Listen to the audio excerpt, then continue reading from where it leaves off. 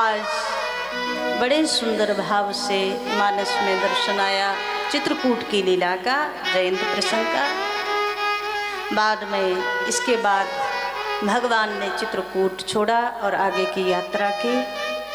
अत्रि अनुसुईया के आश्रम से होते हुए, अगस्त ऋषि के यहाँ से होते हुए और सीधा महात्माओं के दर्शन करते हुए भगवान आज पंचवटी पर आए।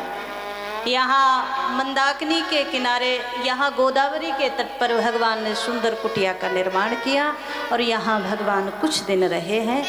मानस में दर्शन आया कि यहीं सुपनखा रावण के बहनी, दुष्ट हृदय दारुण जस अहिनी। रावण की बहन शूर्पणखा एक दिन भूखती हुई इधर आई और भगवान का जब दर्शन हुआ ऐसे, तो भगवान के सुंदर स्वरूप पर मोहित हो गई। अच्छा एक बात बताओ, इतने में कोई गलत नहीं था ना? राम जी का रूप ही ऐसा है जो देख ले वो दीवाना हो जाए, और संसार में जिसने देखा वो सब भगवान के स्वरूप पर मोहित हुए। लेकिन इससे आगे जो उसने किया वो उसकी आसुरी वृत्ति का दर्शन कराने वाला है। महात्माओं ने देखा तो महात्मा मोहित हुए, जनक जी ने देखा तो जनक जी मोहित हो गए। सब वर्णन मानस में मिलता है भगवान का स्वरूप तो जो देख ले। लेकिन किसी ने जो नहीं किया वो आज शूर्पणखा ने किया। क्या किया? कहा महाराज इसने देखा सामने बैठे हुए सांवले सलोने से जो ये पुरुष हैं ये बड़े सुंदर, तो इसने अपने आप को भी सुंदर बनाया। रुचिर रूप धरी, सुंदर स्वरूप बना करके भगवान के पास आई और मानसकार दर्शन करा रहे हैं। बोली क्या? बोले आते ही ऐसा बोल गई महाराज। भगवान श्री राम तो नेत्र बंद किए ध्यान में बैठे थे, ये आई, इसने भगवान के सामने कह दिया कि सुनो, मुझे ऐसा लगता है तुम सम पुरुष नमो सम नारी। राम जी की सुंदरता को जिसने देखा उन्होंने राम जी की बड़ाई की, पर इसने राम जी की बड़ाई आधी से भी आधी चौपाई में की है और उसके बाद खुद की भी बड़ाई की।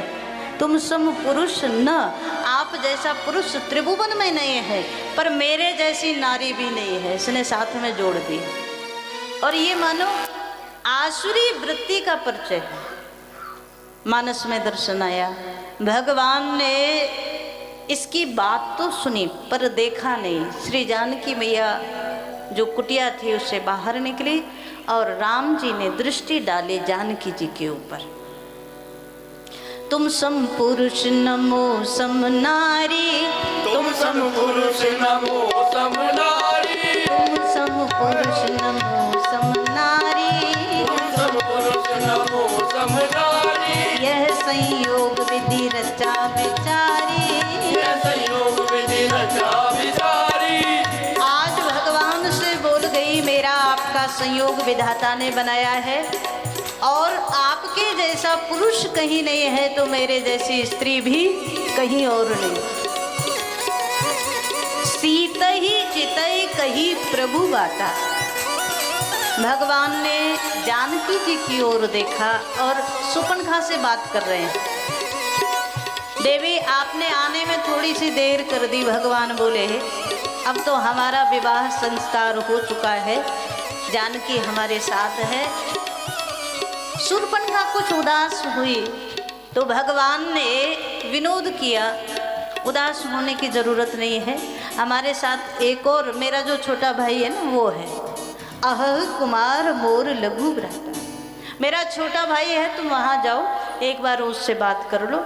शूर्पणखा बड़ी खुश हो गई, आई है लक्ष्मण जी के पास और आते ही ऐसी बात बोल गई, मेरा आपका संबंध विधाता। अच्छा देखो, अभी भगवान के सामने आई थी तो क्या बोली थी?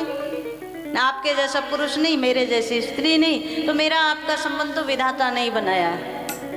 राम जी भी एक आध बार तो देखे होंगे विधाता की ओर कि महाराज ये संबंध कब बना दिया, ये संयोग कब बनाया, ये तो बताओ।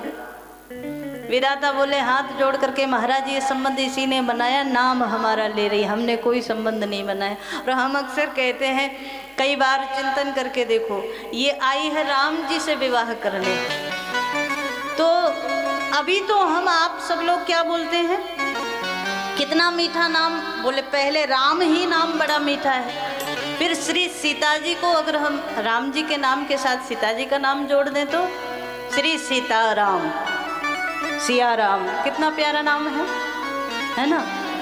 और इसका संबंध केवल कल्पना भर करके देखो, शूर्पणखा राम कैसा लगेगा, कहीं से कहीं तक इसका मैच हो रहा है क्या, आप बताओ। और ये कहती है विधाता ने संबंध बनाया है, सो भगवान बोले विधाता भी कभी कभी गड़बड़ कर ही देते। विधाता ने कहा महाराज हमने नहीं, ये तो अपने आप बना करके आई है।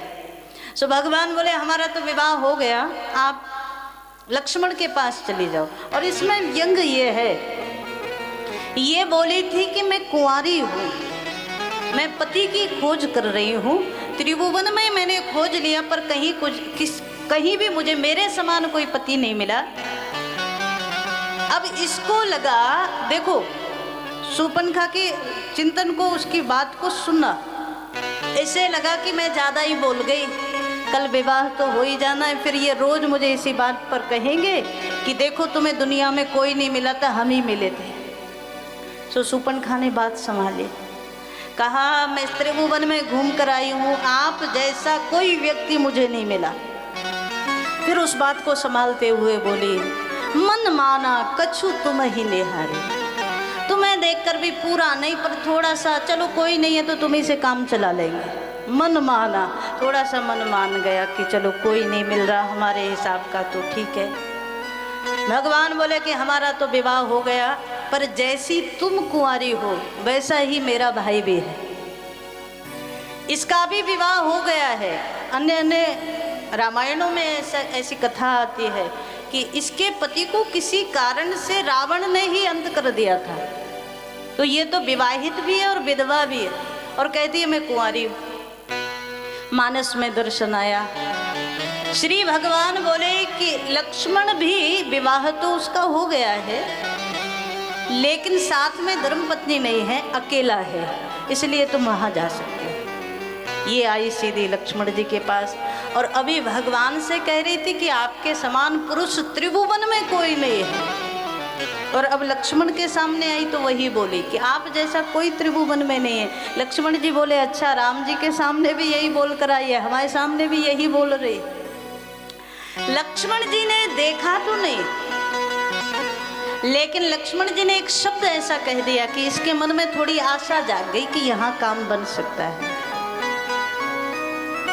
सुंदर सुन में उनकर दासा, सुंदर सुन में उनकर दासा, सुंदर सुन में उनकर दासा, सुंदर सुन में उनकर दासा, पराधीन नहीं तोर सुपासा, पराधीन नहीं तोर सुपासा, पराधीन नहीं तोर सुपासा, पराधीन नहीं तोर सुपासा।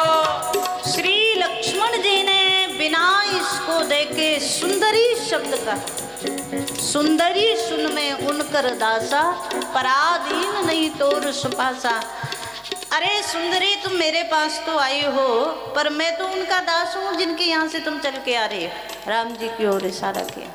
शूर्पणखा ने आगे की बात नहीं सुनी, उसने सुंदरी शब्द सुना और मन में कल्पना करने लगी कि यहाँ काम बन सकता है। जो बिना देखे सुंदरी कह दे, वो देख ले एक बार हमारे स्वरूप को, तो हो सकता है काम बन जाए। लक्ष्मण जी से इसकी वार्तालाप हुई।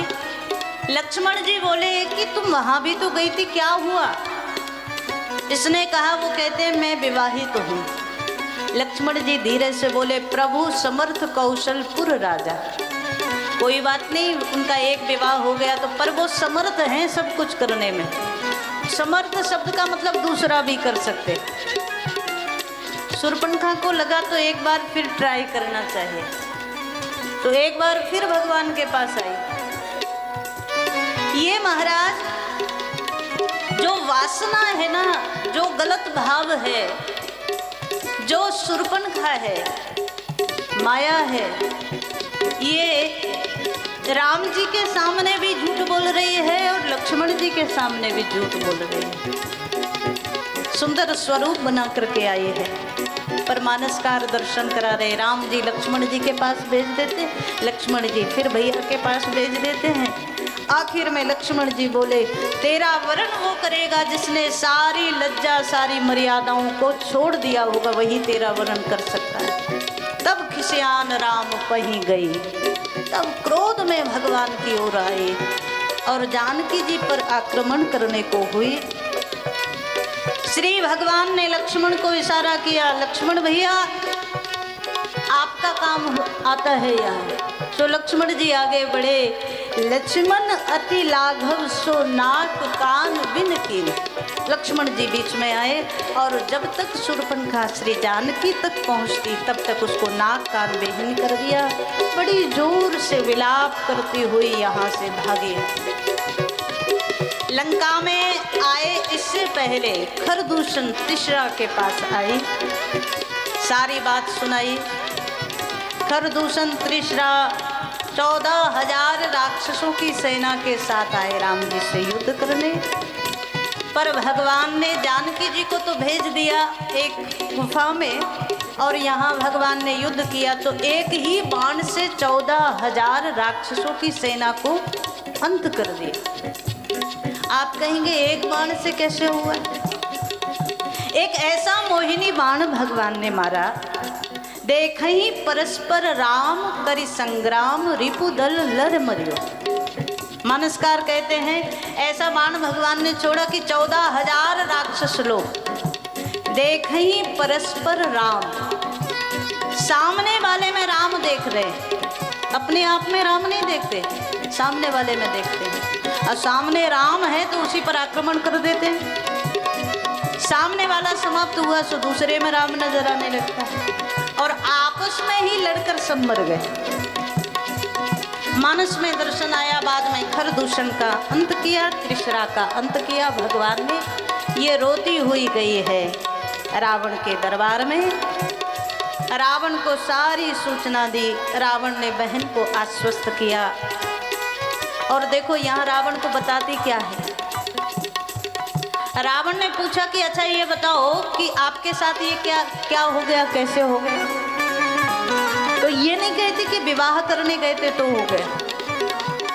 इसने कहा मैंने तपस्वियों को देखा, 2 तपस्वी हैं, बड़े सुंदर हैं, पर उनके साथ जो स्त्री है वो बड़ी सुंदर है। स्त्री रत्न की संज्ञा दी शूर्पणखा ने, और मुझे लगा कि स्त्रियों में रत्न उनके साथ है तो वो रत्न तो आपके महल में होना चाहिए ना।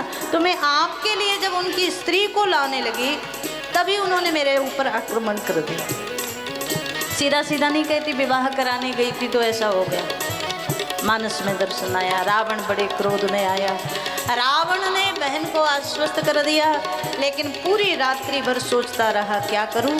सुबह ब्रह्म मुहूर्त में प्रातः काल आया है मारीच के भवन में।